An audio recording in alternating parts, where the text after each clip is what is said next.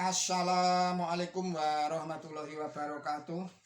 Kita lanjutkan kajian kita di dalam menanggapi buku Islamic Invasion. Robert Moore berkata, orang setuju bahwa kehidupan Muhammad dapat direkonstruksi dari Al-Quran. Bagaimana dengan Yesus dari Nazaret? Bagaimana melakukannya? Jawaban saya, cara melakukannya tentu dengan membuka juga ayat-ayat Injil dari Yesus Kristus yang diterimanya dari yang mengutusnya, yaitu Tuhan yang Maha Esa.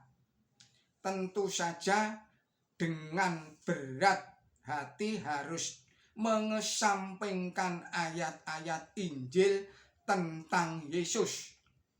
Meskipun ayat-ayat Injil tentang Yesus itu diimani oleh saudara-saudara pemeluk agama Kristen sebagai satu kesatuan yang tidak terpisahkan dari Alkitab Perjanjian Baru. Kenapa? Karena harus diperbandingkan atau dipersandingkan dengan Al-Quran Suci yang bersumber dari Tuhan yang Maha Esa. Dengan demikian keduanya bisa sebanding setara. Artinya sama-sama diterima dari Tuhan yang Maha Esa. Kenapa? Karena ternyata di dalam Perjanjian Baru terdapat juga ayat-ayat Injil tentang Yesus. Dan Injil tentang Yesus ini adalah berdimensi insaniah. Jadi lebih bijaksana jika menggunakan ayat-ayat yang sama-sama berdimensi ilahiyah, sama-sama dari Tuhan yang Maha Esa. Robert Moore berkata, orang Muslim berusaha untuk mencegah setiap percobaan membandingkan Yesus yang Alkitabiah dengan Muhammad yang Al-Qur'aniyah. Pencegahan ini dilakukan dengan menuduh bahwa Alkitab itu korup dan salah. Jadi Yesus di dalam Alkitab Perjanjian Baru bukanlah Yesus yang benar. Namun pernyataan tersebut justru membawa mereka pada persoalan lain yang lebih dalam.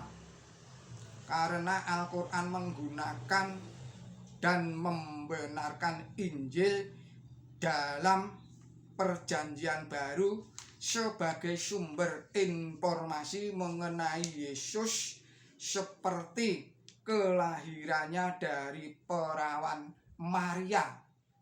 Maka jika hal tersebut salah, berarti Al-Quran juga salah. Tanggapan saya,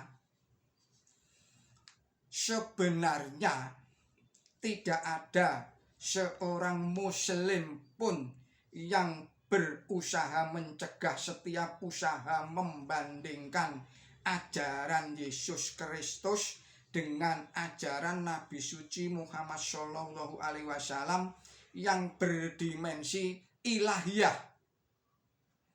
Bukanlah umat Islam atau Al-Quran Suci yang menuduh Alkitab Perjanjian Baru itu korup dan salah.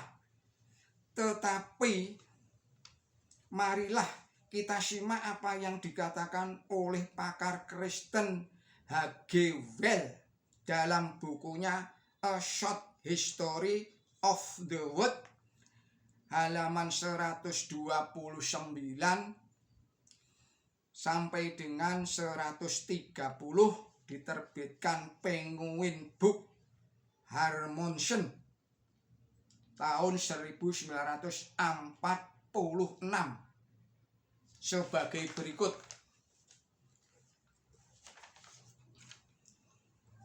H.G. Wells berkata, pelopor dari pembuat ajaran Kristen adalah Santo Paulus.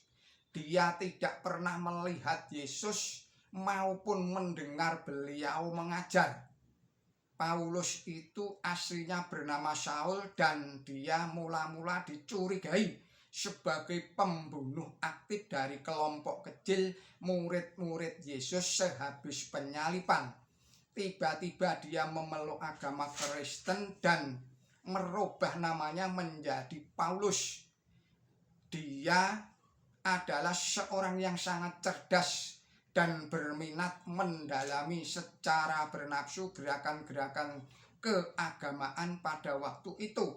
Dia mengenal banyak masukan, ide, dan ungkapan istilah mereka ke dalam agama, mengembangkan ajaran asli Yesus. Saya ulangi lagi. Dia atau Paulus bernafsu terhadap gerakan-gerakan keagamaan pada waktu itu. Dia mengenal dengan baik agama Yahudi, Mitraisme, Alexandria pada waktu itu. Dia banyak memasukkan ide dan ungkapan istilah mereka ke dalam agama Kristen. Dia hanya berbuat sangat sedikit dalam memperluas atau mengembangkan ajaran asli Yesus, ajaran kerajaan langit. Dia mengajarkan bahwa Yesus tidak hanya Kristus yang dijanjikan atau pemimpin yang dijanjikan dari kaum Yahudi, melainkan juga bahwa kematiannya adalah suatu pengorbanan sebagaimana kematian korban persembahan zaman dahulu dari peradaban purba guna penebusan dosa umat manusia. Demikian kajian kita. Billahi taufik wal hidayah. Wassalamualaikum warahmatullahi wabarakatuh.